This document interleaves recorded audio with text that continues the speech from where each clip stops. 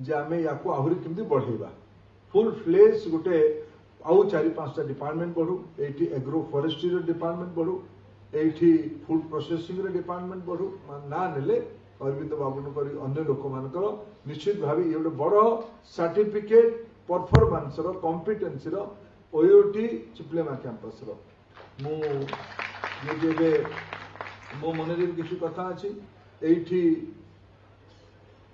Seeds department बढ़ू pulses department बढ़ू diary department बढ़ू एनिमल हजबेंड्री अधिकार डिपार्टमेंट बढ़ू समग्र दृष्टि कारण कृषि कहले डबल इंजिन सरकार 1 वर्ष पूर्ति हम ये 1 वर्ष भितर जदि मुझे दुईटी उदाहरण देवी ग्राम्य अर्थनीति सीधा सीधा सरकार कौन अनुदान देते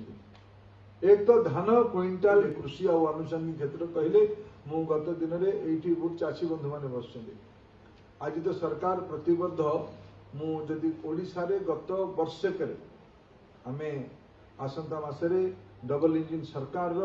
1 वर्ष पूर्ति हम कृषि और आनुषंगिक क्षेत्र कहले मु गत दिन में ये बहुत चाषी बंधु मैंने बस आज तो सरकार प्रतिबद्ध मुझे ओडिशा रे गत वर्षक आम आसंता मासरे डबल इंजिन सरकार 1 वर्ष पूर्ति हम कर जागा भी राज्य सरकार उपलब्ध कर गत मासरे जो जाइए अप्रैल मासरे उद्यान कृषि रे ये जिला रे धानर बड़ उपलब्धि अच्छे जलसेचन विभाग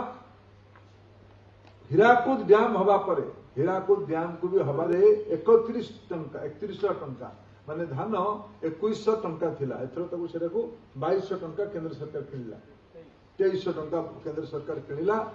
800 टंका राज्य बजेट रु पाखापाखि को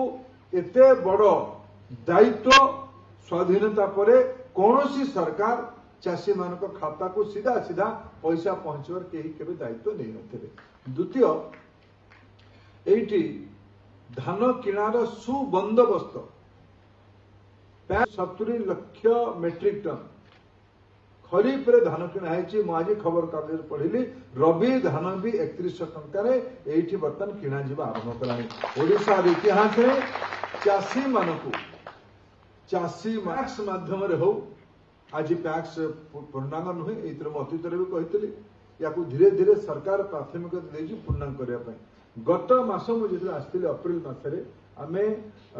पड़ियाबाहल अंचल एक प्रोजेक्ट आरंभ हम तार बाउंड्री इत्यादि काम आरंभ हो तार 100 कोटी टंकार खर्च हो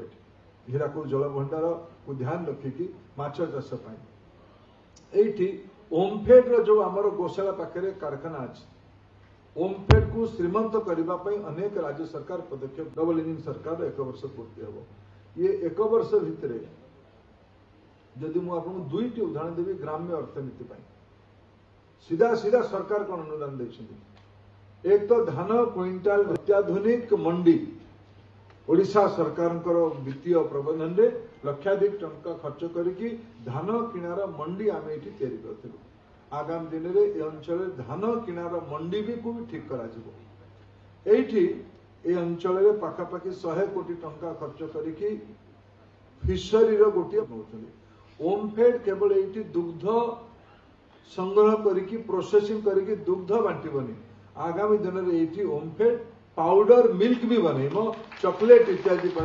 राज्य सरकार वित्तीय अनुदान कृषि और आनुषंगिक क्षेत्र कहले मु गत दिन में ये बहुत चाषी बंधु मैंने बस आज तो सरकार प्रतिबद्ध मुझे ओडिशा रे गत वर्षक आम आसंता मासरे डबल इंजिन सरकार 1 वर्ष पूर्ति हम पाखापाखि 70-75 वर्ष आड़क जीव हीराकुद डैम पर पाखापाखि 900,000 कोटी टंका खर्च कर प्रथम थर कर हीराकुद केनाल आयकट को पुनर्निर्माण करने आर्थिक अनुदान एही भली वीडियो देखिबा पाई आम चैनल को लाइक शेयर सब्सक्राइब करंतु। Bureau report Odia news.